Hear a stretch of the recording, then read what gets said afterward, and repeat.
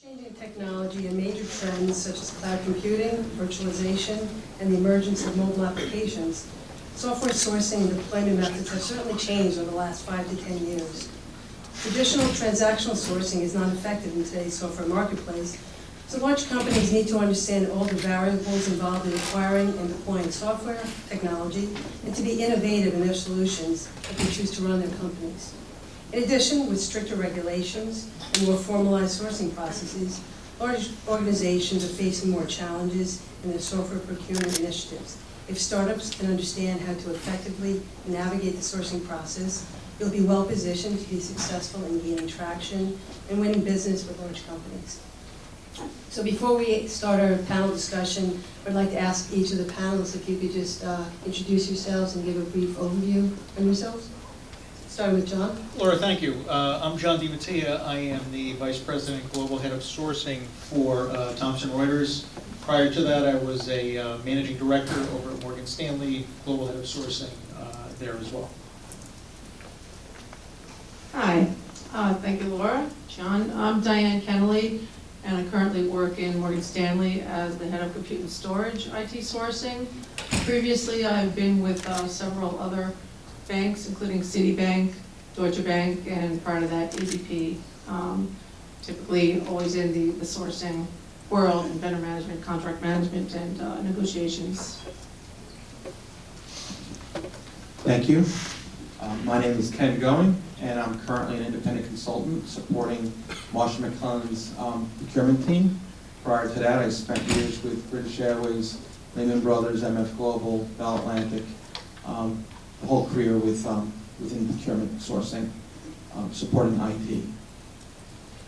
Hi, I'm Dror Futter. I'm a partner of the SorinRand law firm.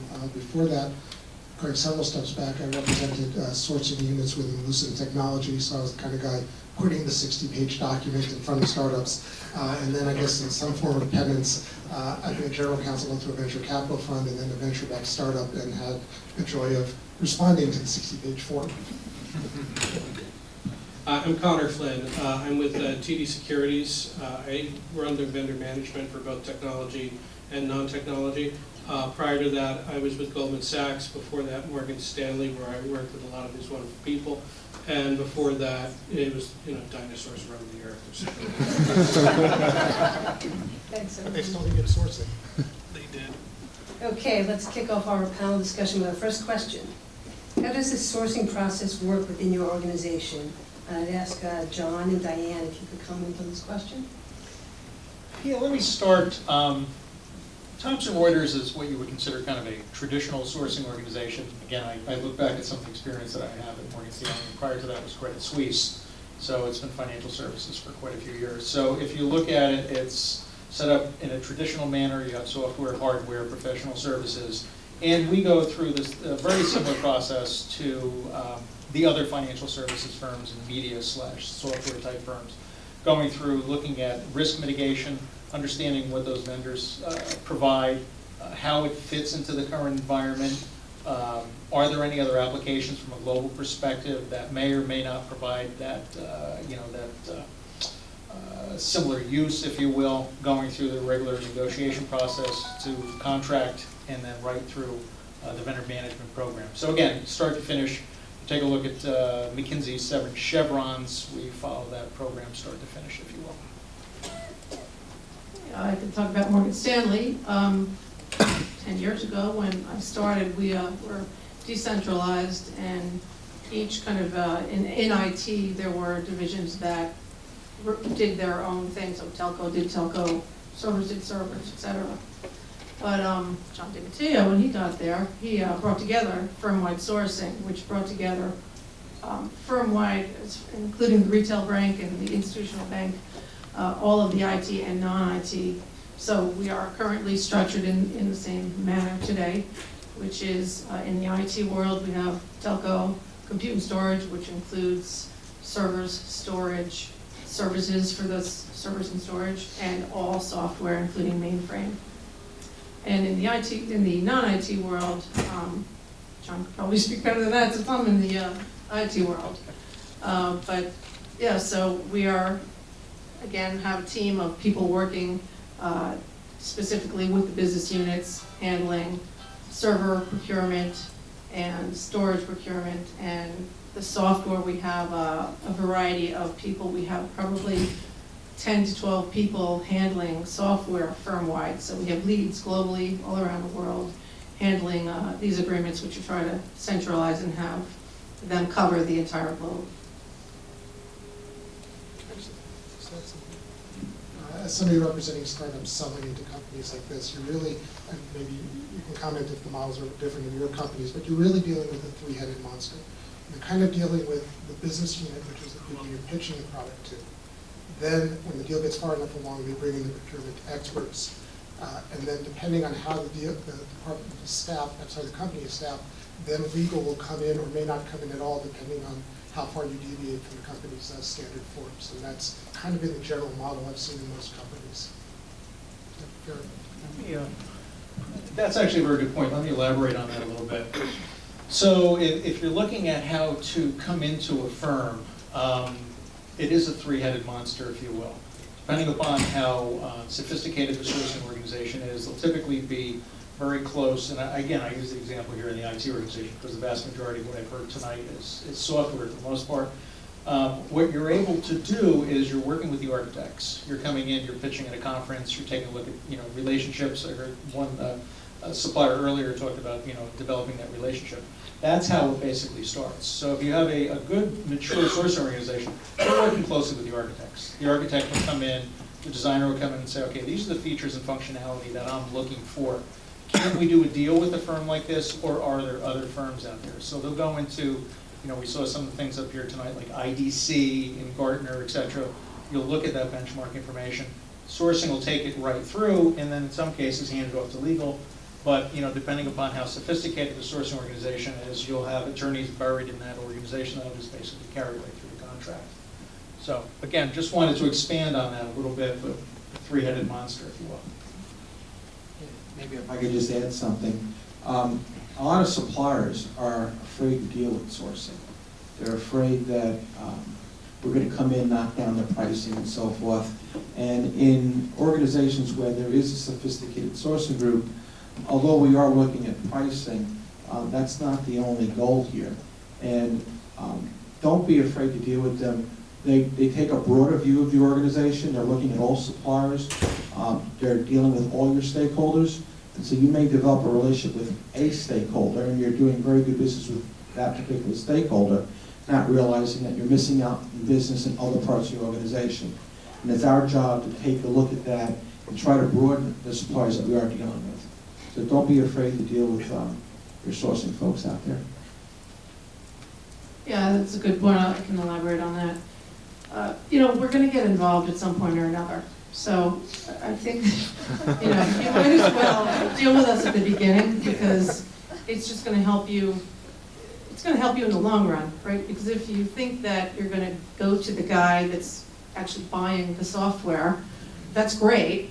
But if you engage us at the same time, or suggest that they engage us, I mean, at Morgan Stanley, we have a pretty good grip in IT, very good organization, but I think that you do get the IT people that they're not doing it just like on purpose, they just maybe don't know any better. So they go along their cycle, they test these software products, and next thing you know, they're coming to us saying, can you rubber stamp this? And it's not going to happen, so we have to backpedal, and we start the process from the beginning again.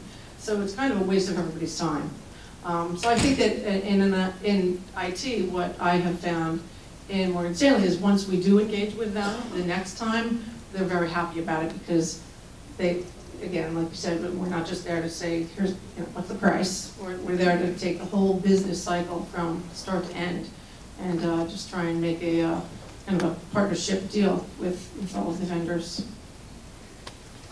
For a younger company, obviously sometimes the legal process coming out of sourcing can be extensive and can be really time consuming. We're getting pressures both kind of from the business stakeholders and the rest, and trying to balance that. Do you have any recommendations for companies that are smaller as to how best to approach that legal process, that level of engagement, and just how to create any efficiencies, assuming that most of us as small companies are already going to be very flexible as far as terms and paper and those components. But do you just have any high-level recommendations? Okay, I think that's a great question. And that leads into our next question. Okay, so I think that maybe, unless anybody else has any comments on the initial question, maybe we'll let Laura read the next one and we'll cover that. Okay, well, the next question is actually, what are the key evaluation criteria you use when considering whether to work with a startup? And John, I would ask you if you could comment on this one. Yeah, there are actually a couple things. Well, I'll answer that legal question, and there are some criteria, especially when you're dealing with the financial services marketplace. There are a lot of regulatory. Thomson Reuters is not as burdened as I would say most of the banks are, particular bank holding companies. At Morgan Stanley, I was part of setting up the risk program there, and the same thing over at Thomson Reuters. Key element here is to understand some of the barriers to say, okay, is there a financial risk? Is there a reputational risk? We talk about a lot tonight regarding cloud computing. Where is that data stored? Okay, what's the risk? Who has eyes on that data? So if you think about FFIEC guideline structures and things along those lines, you really have some restrictions that you have to be able to come across. Financial risk is not as much of a burden. You'll turn around and say, okay, here's a 10 individual startup. I mean, if there's a really sharp product that you do have, you know, some type of mobile application, it's something trendy, catchy, and it's really a market differentiator, there's always a way to accommodate that. We could always put you through, let's say, a reseller or something along those lines to make it look, to do the right thing, if you will. When it gets into the legal area, unfortunately, there's your standard 40-page document. You know, that's, you know, the attorneys, as you know, get paid by the pound, if you will. So, you know, there's creative ways to look at that, and there, you know, as you look at that and say, okay, here's company paper. Who has IP rights? Where does that go? Data redistribution, things along those lines. Recommendation is take a look at, if you can minimize that, get sourcing involved up front, take a look at what that MSA looks like or that statement of work. You'll see that right away and say, okay, where do we really, what's the sticking point here? Probably still be one piece, but again, it's the IP rights and everything else, it's the intellectual capital, it's the co-development structures. That's an element where you need to say, okay, these are the red lines that we really can't move on. NDAs, that's easy. You know, we're out there, you know, whether it's a dual party, tri-party, et cetera. But there's no simple solution of getting around that 40-pager. You know, and again, depending upon how sophisticated the software is, or if it's an ASP model, it's a lot easier. Conor, it looks like you've got. Yeah, I was going to add. I mean, obviously, if you're willing to go with the customer paper, you've got an advantage. When your attorney is looking at the customer paper, you've got to kind of give them a sense of your urgency around it. The reality is, in most of these transactions, it's not symmetrical. For you, this is a very meaningful, very important transaction, and in most cases for the corporate, it's a nice to have. I mean, if you rise above that, most of the dynamics we're going to be talking about don't apply, and you actually have inequality and probably a very different approach. But when you on your end are turning it over to your attorney, my advice, you know, sometimes when I was on the buying side, we get these, and we gave our form, we get these insane markups where, you know, you cannot see the white because of all the red that's sitting on top of it. And what I would do in a situation like that is I'd say, listen, if you really mean all that red, we're never going to do a deal. It's just not worth going down that road. Come back, give us your 5 major concerns, and we'll see if there's a possibility of a deal here. And basically, you should ask your attorney to say, okay, I know you have 450 concerns around this document. Come back to me with the 5 that should cause me not to sleep at night. And then we'll see if we have a deal. Yeah, I would say finding the right attorney is a challenge, right? But I would ask around to people who are in a similar situation, who maybe have had the fortune to actually sell into a large organization, find out who their attorney is. In general, getting the very, very best attorney is probably not a good idea. I once had the best IP attorney in Canada argue with my attorney about that they were willing to represent but not warrant blah, blah, blah, blah, blah. And, you know, we were like, what? So, I mean, and he made a very compelling case, but we weren't the Canadian Supreme Court, so it didn't really help the deal. So find someone who other people can recommend. someone who has worked with startups and understands, the whole scene, because you don't want to have a deal go south or get ugly because your attorney's being, this might sound unreasonable, right? And you also don't want to find you in a situation where you have to basically backpedal on your attorney because then you feel like you're losing, leverage in the deal and so forth. So choose with care. It sounds really simple, but understand why your attorney is recommended to dig in on certain points. A lot of clients just don't ask that question, and then they're in negotiation, and they're in the embarrassing position of saying, well, my lawyer, said I need this. It sounds simple, but it really happens a lot. And the other thing I wanted to add to this is, I've been doing this for about 30 years, 30 plus, and over the years I've seen a lot of one-sided agreements. And you're seeing less and less of those today. When you're dealing with some of your larger organizations where there is a professional sourcing team in place and they're working in concert with the legal departments, that 30 or 40-page document you've seen has already been vetted for the most part, and it's more of a two-way document. And when you're dealing with a large organization, the easiest thing is to accept the language for the most part.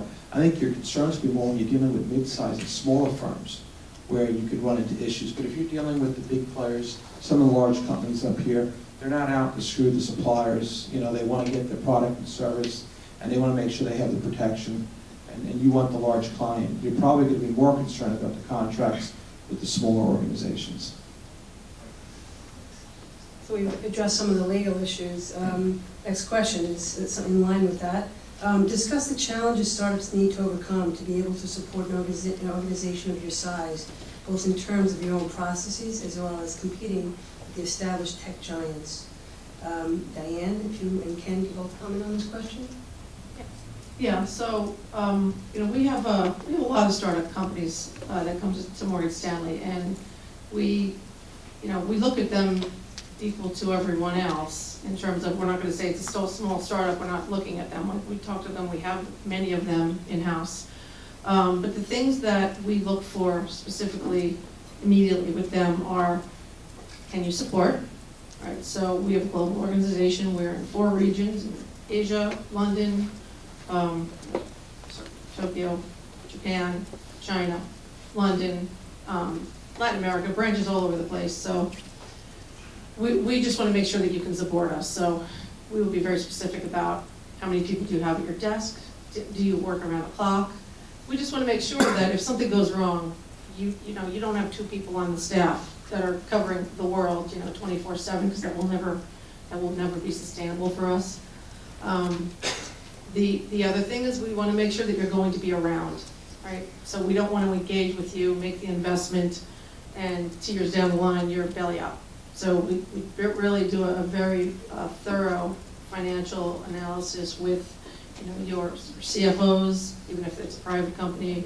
We still are going to dig our heels in and look to make sure that we feel that you have enough capital and you're running your business in such a way that we're going to be able to buy your product and stay with your product. So, and also with regulatory and things like that, we have a formal program with supplier risk management, and as with the supplier risk management program, we will look at every single new vendor that comes in-house in a formal manner, and as part of that process, it goes through a whole bunch of things involving security, and financial analysis is part of that. So those are the biggies from my perspective. One of the things I see some of the smaller organizations and some of the larger ones struggle with is a lot of firms out there are implementing technology solutions to help automate and manage the sourcing process. That includes supplier portals, electronic RFXs, price catalogs, and so forth. And it's something that's probably overlooked with the small organizations. You go through the sell process, you get a deal together, and all of a sudden you want to start doing business, and you can't get paid, or you can't get the contract done because you can't integrate with the solutions out there. And I think as you start to grow, you want to take a look at that and make sure that you can integrate with the client's solutions, because ultimately, as these get implemented, it becomes very, very difficult to deal with those organizations if you can't. It slows down payment and everything else.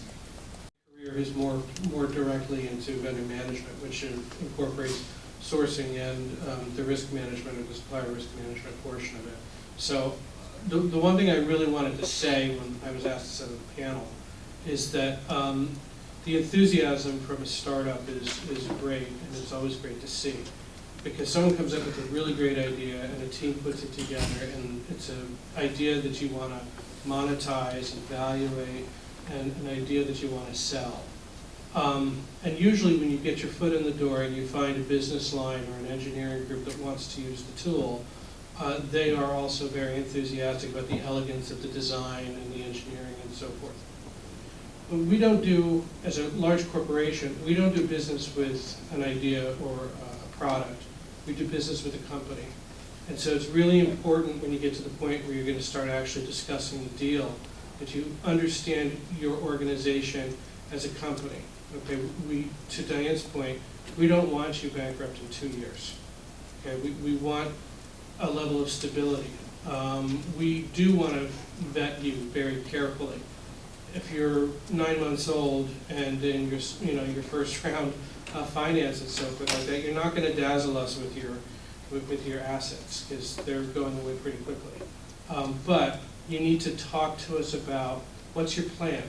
I mean, a common refrain or a common question asked in a lot of vetting when it's a new small company is, what's your exit strategy? Meaning, where are you taking this? What's the point when you sell to someone?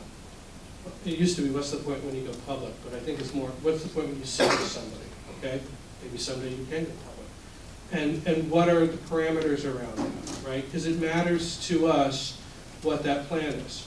Because if it's just going to be take the first offer that comes down the pike, that could damage us. You know, if someone takes your idea and decides that they can monetize it better and they're a larger corporation, that's great.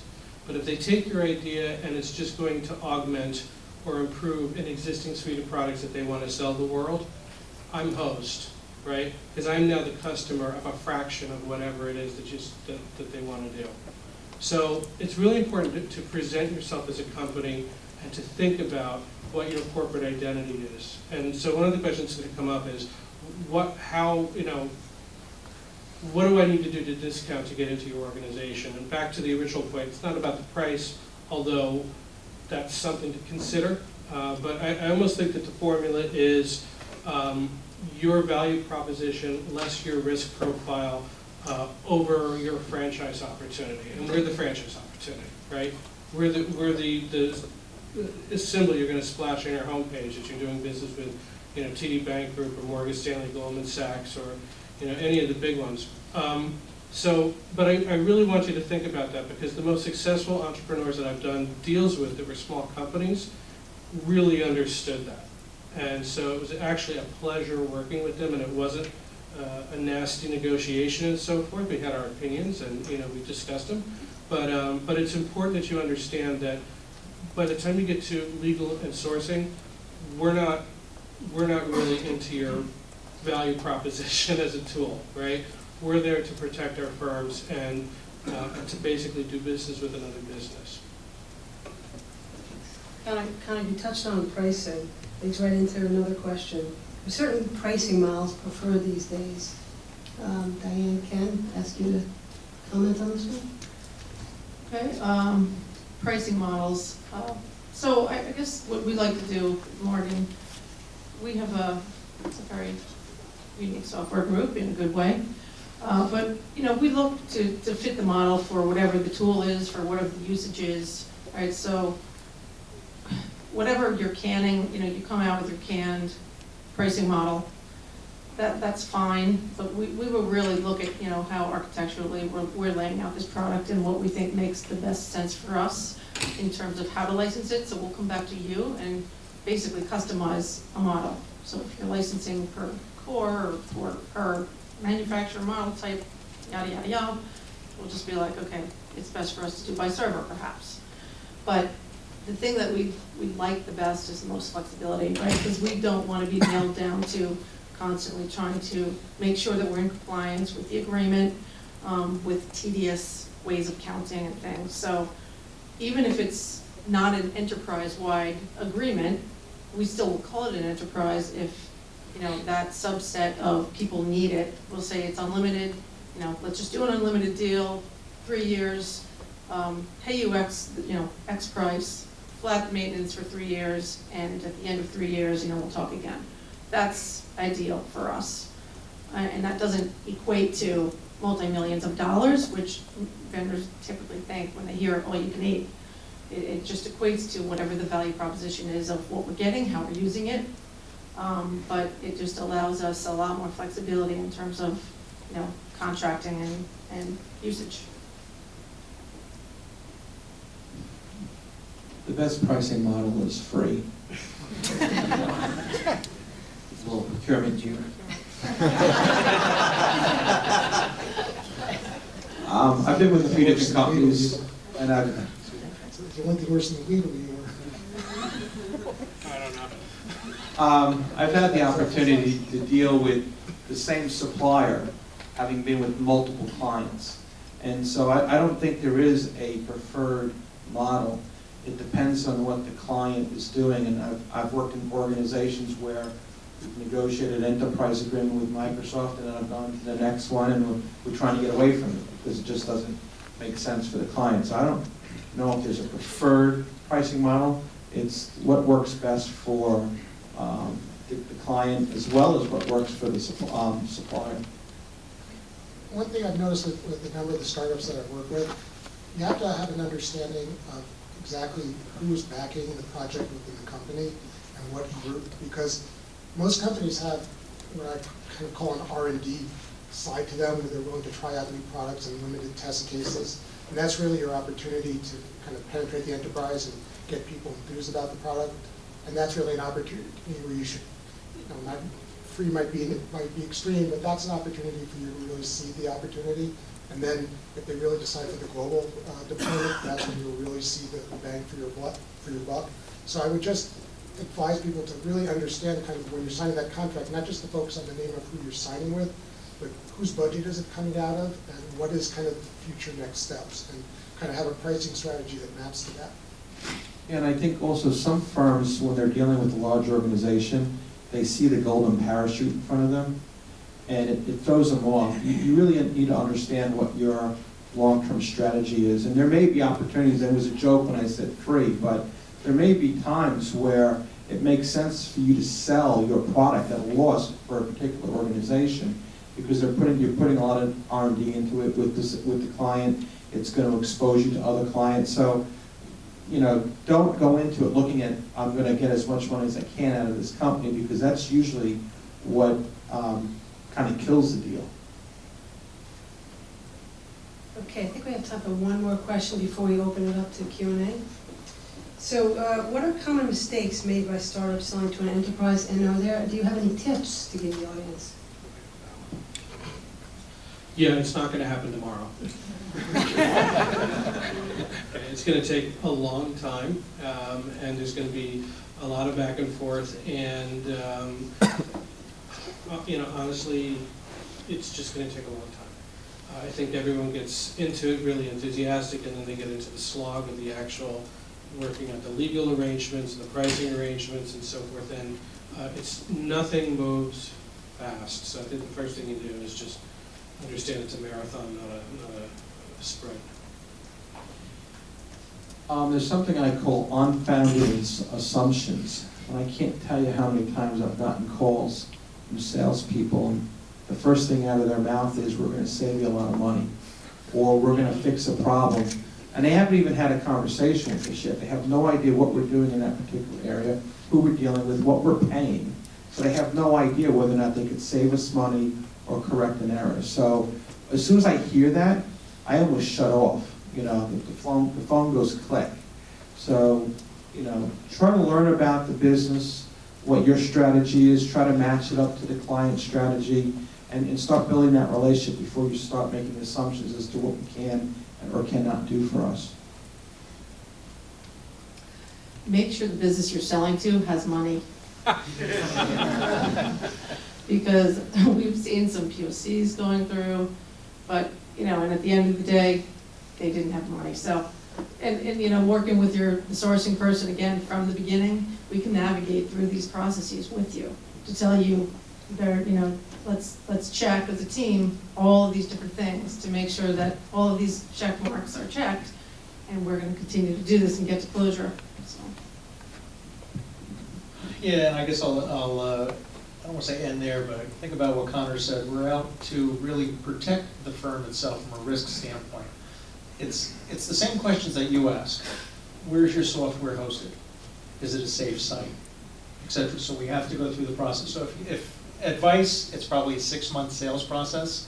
I mean, your standard larger firms, whether it be an ASP type model or a hosted cloud-based model like Salesforce or some of the larger enterprise models, whether it be Oracle and Microsoft, yes, they're already in, those are renewals, they do take 3-6 months to go through.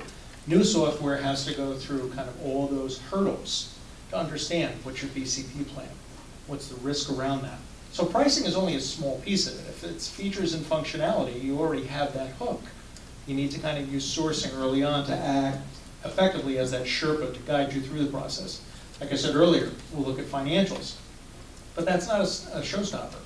We turn around and say, okay, we'll attach you to Accenture or something else like that, or one of the resellers to kind of provide some of that support. Your colo site, your backup plan is a server in someone's garage. That's not going to work. Or using Satis. Okay, it sounds a little better. So again, just to give you some pointers. I would suggest that startups candidly evaluate whether they're ready to sell to the enterprise. I mean, the people on this panel, this is the big leagues of procurement of sourcing, and not every startup is ready to do it. And to do it, you're going to have to do a lot of things to meet their standards. Most of the people on this panel are in finance-related industries with a lot of regulatory requirements, security requirements. A lot of startups just aren't in that point in maturity, and finding kind of another customer set to first, not bang up your product a bit and figure out what the issues are, and also to get your internal systems secure enough and up to the standards of the kind of the big league players in this field. Not everybody's ready to sell it day one to an enterprise customer, and there are a lot of startups that kind of have to learn that the hard way, and that's unfortunate. So I think we're going to open it up to questions from the audience now. Yes, you. I guess this might be a core question. I've dealt with a lot of procurement and sourcing groups, but I've never really been able to figure out, how do they tick? What is a good day for a procurement person? And I'll let you know when I have one. and I don't quite want to get into a comp structure, but if they've beaten you down from $1 million to $500,000, how does that end up in their back pocket, or if they've negotiated an exclusivity agreement? Was that a good day? Or at the end of the year when they sit down with their manager, what do they get evaluated on? So I had a bad day once, and I went and I whined on a friend's shoulder that if I got a cut of everything I saved, I'd be pretty well off. And he sort of gave me the kind of mafia movie. You chose this life. You know the rules. You don't get a cut of your savings. So honestly, what makes me tick is a successful negotiation and contract for me. Look, there can be screaming. I have a friend who does this, and he says it's not a deal until someone starts to yell. What it is, though, is when it's 6 months or a year later and it's actually a success.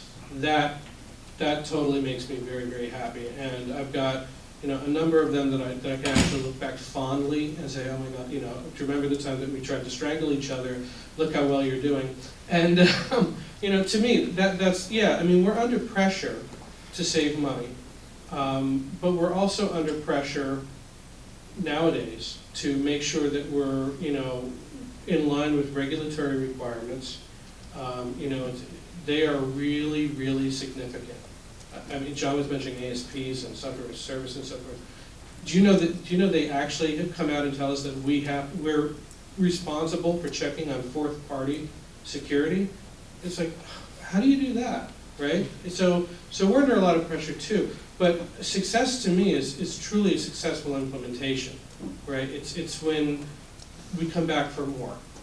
And yeah, again, I worked for John, he wanted cost savings. All the time.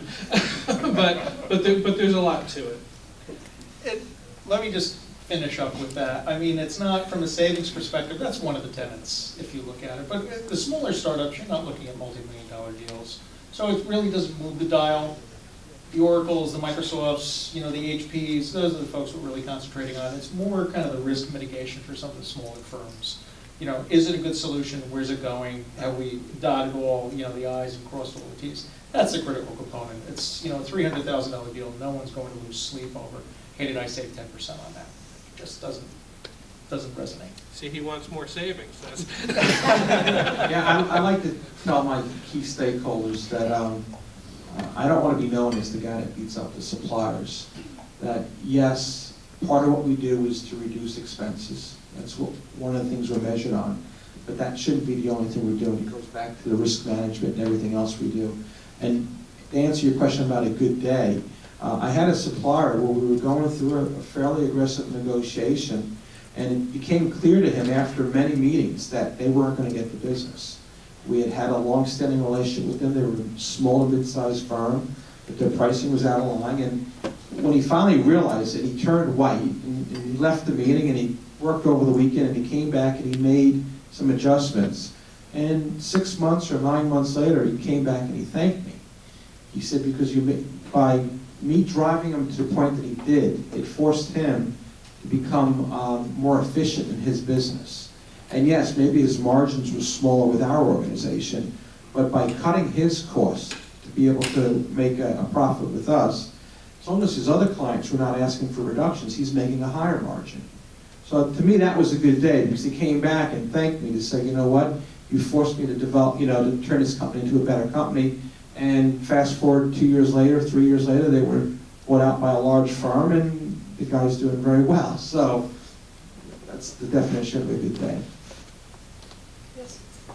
So, as part of the entrepreneurship community, it's kind of difficult for people on the outside of firms to understand what some of the big pain points are of the big enterprises, or even just understand what the biggest cost buckets are that could be reduced, which is sort of like a black box to some entrepreneurs. So, two-part question. One is, what's your advice for entrepreneurs who are trying to understand, get some transparency into the problems to solve? Who do they talk to? What's the right approach? And then B, they do identify some areas for cost savings, additional revenue streams, lower risk, whatever the metric might be that they're selling, and that number turns out to be really, really high. How does that value capture gets split between you guys and then the entrepreneur? It's a lot easier for that architect to sell it through the business, because when he hits sourcing or works with sourcing, they're saying, okay, what's the business case here? So I hope that kind of helped answer that two-part question for you. Well, you went a couple steps further into, now we have feature functionality, how do we sell it? I'm talking about there's no features, there's no product, there's just an entrepreneur looking for an idea and wants to say, oh, there's some customer base, financial services. What are the pain points? I don't know how to say cost for financial services. I don't know what the cost buckets are. I could read a 10K, but like, what are the ways to find out what even the problems are to solve? I think you can look for some surrogates. So, for example, while every company's going to have kind of unique posture of pain points, there are kind of commonalities across industries. Go to some industry trade shows and see what people are consistently talking about, and you'll see a lot of common themes emerging of what problems companies are addressing. Dealing with data centers, making them more energy efficient, making the underlying servers more efficient. You start seeing common themes, and that's a pretty strong flag for kind of industry-wide pain points. Yeah, and let me just finish by saying, from a financial standpoint, just a recommendation, GE has a wonderful annual report. When I was in grad school, you looked at that, you studied it, you understood what the breakdown was. You look at costs, people costs, technology costs. Financial services, there are two major cost components. It's either technology and it's people. Everything else is an also-ran. You have rent. That's it. So if you're focusing on the technology sector from a software standpoint, you have to have that value proposition. You're building a product. What's that product that you'd like to build? Do I want to make consulting more efficient? Do I want to reduce cost here? Do I want to improve efficiency? Do I make it run bigger, faster, better, etc.? You've given lots of things we shouldn't do and that will get us into trouble and that we'll get beat down on. If we promise not to use them against you, when has somebody actually negotiated effectively with you? Diane, that's yours. Well, that's getting back to the good day. I think that, you know, the salesperson, first of all, whoever your face-off is, they need to be our advocate. So if you could be our advocate, and to the point of the whole lawyer discussion before, if your lawyer is making ridiculous comments, sometimes the sales guy sits back and he's like, you know, thinking about what he's going to do that evening, or he can be like, you know, come on, you're being unreasonable, get that done. So I think that, you know, when an easy negotiation is, I think, when you're hearing the company say yes every now and then, right? So that's a good day, and just try to be reasonable, right? So instead of arguing for the sake of arguing, if it's something that you could concede to, and, you know, right back at us. I mean, it's kind of, I like to get a fair compromise on both sides. So, you know, enough concessions from our side and from your side. But if you're stomping your feet just for the sake of stomping your feet, that's not good, right? So I would say two things. One of the greatest negotiating myths is the infamous, if we just get everyone in the room, including the lawyers, all the problems of the world will be solved. There is a point where that is appropriate. It's usually very late in negotiations where there are a handful of issues, but when you've got kind of a big mess, the last thing you want are lawyers in the room to create a bigger mess. And the other piece of the puzzle, which in the case of a startup usually means outside counsel, is helping them understand that the attorney is part of the sales process. So even when you're objecting, you're still a surrogate salesperson in that room when you're in the meeting. And I never go to a meeting without a business person at my side. First of all, you know, they can tell me if I'm pushing my bounds, but also they have a civilizing effect on the other side's attorney, and it just creates a very different dynamic. I think it's a very important part of negotiations. With the understanding that I know I'm sitting next to a lawyer. Or are you lucky? I've been lucky enough never to have, I don't think I've ever had to pull out over the last 30 years a contract that I negotiated that fell apart. We were pulling it out to see how we were going to sue each other. There's a lot of time spent on negotiating contracts, a lot of fighting that goes on, and hopefully you're never going to look at it. It's going to go into a drawer, never to be looked at again. Now, it's easy to say that in our organizations we can't just do deals without contracts, but going back and how do you negotiate effectively is have an understanding that at the end of the day, unless you're an Oracle or an IBM or something like that, try to live with what we're put out there as long as you're not being screwed. And then when it comes down to pricing, we don't want to overpay for something. We look at it, you'll hear a lot of things about the value propositions, and this is going to save us $10 million, so we want you to pay us $8 million. Well, we're looking at it and saying, well, what does it cost for you to actually produce the product? It doesn't matter how much I'm going to save. If you can sell it to me at a good profit for $1 million, I don't care if I'm going to make $20 million on it. What I want to pay is $1 million. So, that's how I would look at it. Let me just add one, because Ken made an incredibly important observation, which is the best agreements are the ones that sit in a drawer and never get looked at. And the reason it's not because the relationships don't have problems, it's because there's a level of trust that allows the parties to work through those problems without having to pull out the fine print. Which then raises the question, other than the fact that these companies won't do deals without contracts, what's the value of the process? And to me, the most important part of the contracting process is creating a level set of expectations between the parties, fleshing out issues so that everybody goes into the relationship with a common set of views of what the relationship is going to deliver. And if the contracting process does that, the odds are very high that you're not going to have disputes every week. You're going to need to look at the contract again. Let me just throw one last thing about, be creative and listen to what your customer is saying and get into what's going on in their world, okay? I'll give you a real quick example. Years and years and years ago, I did a deal with a manufacturer, and they were replacing an incumbent to new technology, okay? And what we determined was that it would take 90 days every time we did it to be able to fully allocate that cost out to our cost centers. If we didn't, it would punish the early adopters, right? So they came back and they said, what about a net 90 payment term? Now that's, a big company can't do that. A small company can do that. And what it showed me was they're listening to me, right? Because they solved an accounting issue that I had. So listen to your client, right? Because the truth is, they were selling me a commodity. What kind of tilted it and made it work for us was that they were willing to work.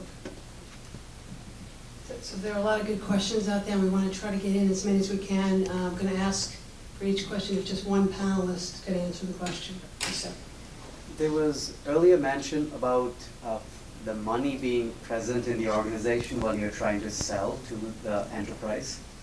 Now, how does a startup ever mitigate that risk of finding out whether an enterprise mid-level manager or director is just toying with the supplier and spending some time to learn from them?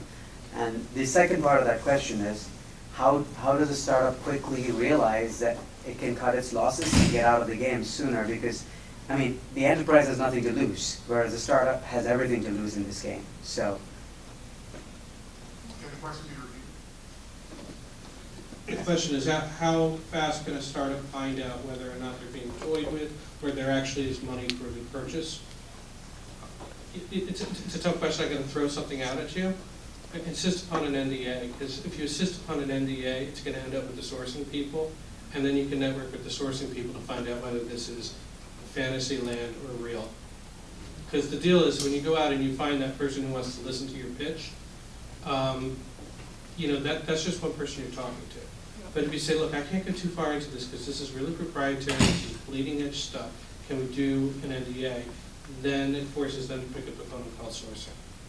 An NDA is probably more important for you than the contract itself, because at that stage you may be giving up information that might be. Especially if you think they're fishing. Yeah, absolutely, get the NDA. So the NDA is probably more important than having a contract. so Yeah, you mentioned casually that you're going to put our logo, we're going to put your logo on our website. My experience with a number of large companies, the vast majority of them is absolutely not. We don't endorse vendors. I don't care who you are, you know. And if we don't hear that early in the process, we hear it late in the process. Like take it or leave it. We got to take that clause out. So, if someone could speak to that, is there any way to get that into contracts? And is it realistic that big companies are doing that, or are we just bad at negotiating? Yeah, I'll just say you're absolutely right, it's not gonna happen. So it was a tough example. So the only way that'll happen, and it has happened, obviously, but there's gotta be something that is a real give back for that. And that's kind of back to the word free. Not free, but the only way we'll consider that is if it's the deal of the century, or there's something else going on within the firm that is, you know, happening that's outside of our world. So that would be my answer. And by the way, quickly, that's not us making the decision. In many of those deals, we would love to be able to do that, because if there is leverage and we can get better pricing, it's usually coming from corporate communications. yeah, corporate communications that will tell us, no, you can't do it. So. Yes, sir.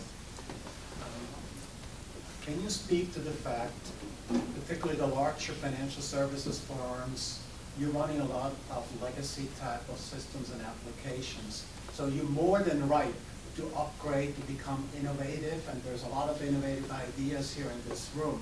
Can one or two of you very quickly speak to, in the past 2 years, what percentage or how many dollars do you dedicate to suppliers that are startups, and how do you see that change in the next 2 or 3 years? I know you probably don't have precise numbers in your firms, but can you give a reasonable guidance estimate, please?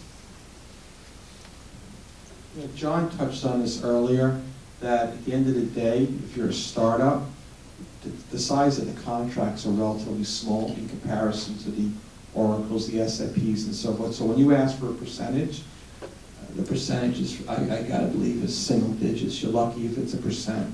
You're talking about organizations that might be spending, several, $1 billion, several hundred million, if not $1 billion, $2 billion. You're coming in and you're trying to sell an application. It might be, to make you guys happy, a few $100,000. It's not even showing up as a tick in that. Yeah. I would agree with Ken at this point. If you look at it, all the companies you're represented are into the billions in terms of technology spend. Take a look at infrastructure. That's probably your largest spend. If you want to look at technology, you have consulting and it's infrastructure. What's infrastructure for you would be Cisco, would be HP, IBM, etc.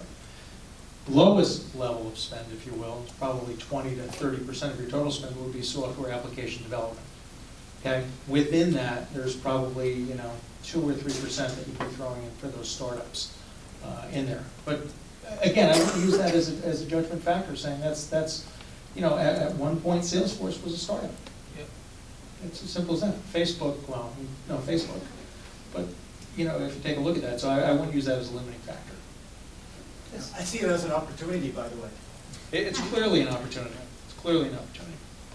How do you vet professional services or consulting versus application and product? How do you manage risk in terms of looking up at a startup for professional services or consulting?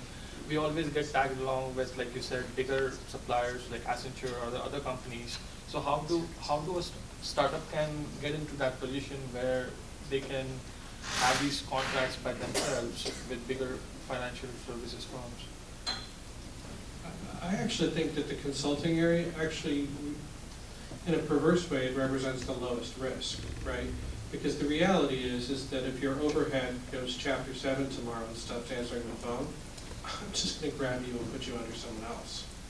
So from an operational perspective, the risk is low. On the other side of it is that, if you're on premises seeing stuff, then the risk is high, right? So in the firms I've worked for, there's always been basically, the type of code of conduct that you sign that we get your firstborn. If you do anything wrong, and we are required to have FINRA background checks on you to make sure that there's no criminal background or anything like that. That's a requirement we have. So there's a full vetting of the actual people who are going to come on site, and then there's also subsequent contractual codes of conduct about it. But I hear your point in that no one ever got fired for hiring IBM for consultant, despite the fact that many should have. But it is a challenge. I mean, honestly, the small guys that come through my door that are selling me consulting, they have a proprietary knowledge. They are former Murex people, so they're working on Murex stuff, right? If I'm looking for general skill set, I probably am dealing with a much larger organization that I can negotiate a lot of more good stuff, like, you're going to give me so many free people, I'm going to give a discount here, we're going to cap rates, blah, blah, blah, that type of stuff. Yeah, so we are doing the similar stuff, like you said, Murex, maybe similar system consulting, like specialized knowledge. Yeah. So the follow-up question on that, how do you decide between staff augmentation and a professional services company? So is there a distinction whether you decide it's not better to go with the professional services company and go with the staff augmentation firm and put out a requisition in vendor management system? Well, usually with stuff like that, usually with stuff that's proprietary to like the trading operation and stuff like that, usually we don't like to do staff aug because those type of upgrades and improvements are project-based. So, we prefer to do just straight consulting versus contract work, if you will, right? I don't think we would want to bring in the expert in Murex, since I'm picking on them, as sort of a staff log situation. I think we want to do it more on a project basis. Gotcha. Thank you. Because they're expensive.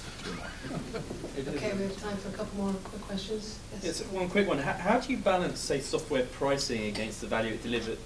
Earlier Ken said, well, we would just look at the software and see how long it takes to build, essentially, but is that true in all the case, or are you looking at the value prop and you're saying it's delivering $10 million worth of value and we're going to pay, I don't know, 3 for it? Well, I could say we do, those of us up here, we've done hundreds of agreements, right?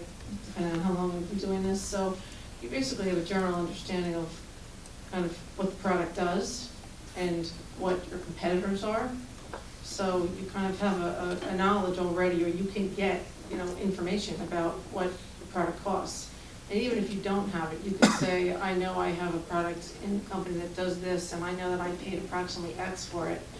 So you get a feel for it, and there's no one data point, especially for very niche products, that there aren't a lot of other, if there's no other competition or little competition or different bells and whistles. There's a lot of data points. You go to your end user and you say, what's the value to you? Throw me a number, right? They don't know any better, but it could be the same thing you're thinking. So I think that we just use a lot of different data points, but competition is the biggest. Okay, Nora. Looking at the history of shopping, now there's Amazon.com. Professional services is like the major exception to that rule. What about, that sector makes it not suitable to that kind of model? Or is that not the case in terms of like from the buyer perspective?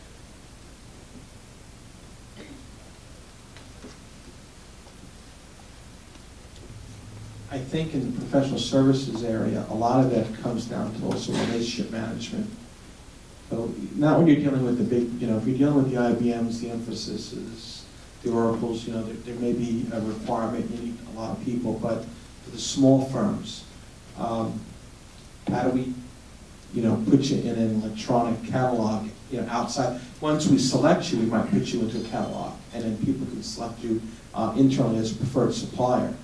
But doing it in a broad sense, there's too many people out there that can do certain types of programming. I just don't know how you would make that work. But we are trying to, in a lot of the organizations I've been in, once a contract's been signed and you're a preferred supplier, you put it into the internal catalog.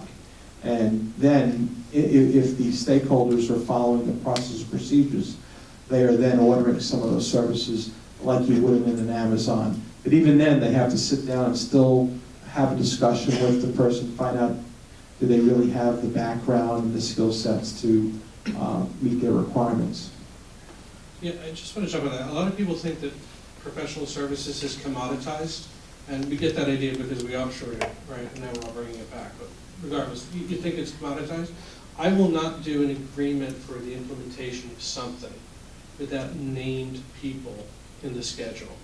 And if someone other than the named person shows up, there's a problem. I get to vet them and I get to send them home if I don't think they're up to par. I started in a big 8. There were 8 back then, believe it or not. I think there's 5 now, right? I was the kid getting off the school bus after the careful about who's getting off the school bus in front of my building when it comes to professional services, okay? I don't think it's that commoditized. So I don't think it really follows the model of like an Amazon or the typical e-procurement type of scenario where I say I need a Java developer. Click, they show up. There's still a lot of quality and skill sets and institutional knowledge of my organization that I'm still very interested in. So quality skill sets and institutional knowledge. On a large organization, yeah. Like I'll have 2 or 3 huge body shops, right? But they'll keep benches for me, and they'll try to recirculate the folks that have been employed within my organization. They'll try to recirculate them into other parts of my organization, because it saves a lot of time. Think about it. I mean, you show up day one and you've never been there before and you don't know how anything is done, versus you've just been reassigned to a new project after 6 months on another. Your change management, all of that stuff. So let's give a round of applause for our very...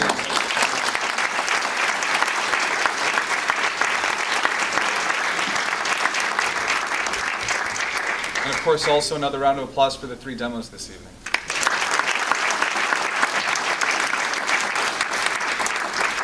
That was wonderful advice from the moderator and the panel. Thank you very much. The next meetup is going to be Wednesday, August 14th. It'll be posted later tonight or tomorrow, so be sure to register early as you see it fills up. If you're interested in sponsoring drinks at a future event, speak with me. And I think we have some beer and soda left, so enjoy. Thank you, everyone.